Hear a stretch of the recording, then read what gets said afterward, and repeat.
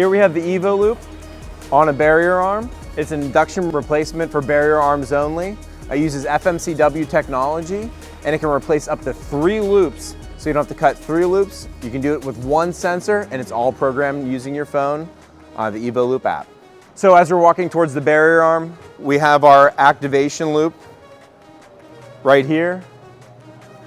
As we step a little bit closer, we have a presence loop or a protection loop right below the barrier arm. And as we walk through, we have a down loop for revenue control.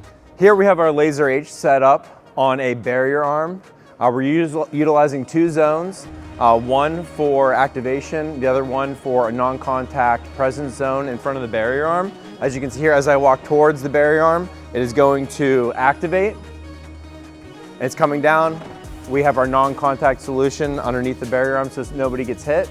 The sensor is extremely precise. We're using laser technology.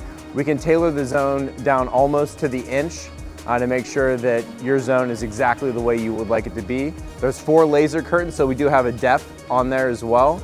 That way, we're not missing any vehicles that are shorter or taller when they're coming through the zone.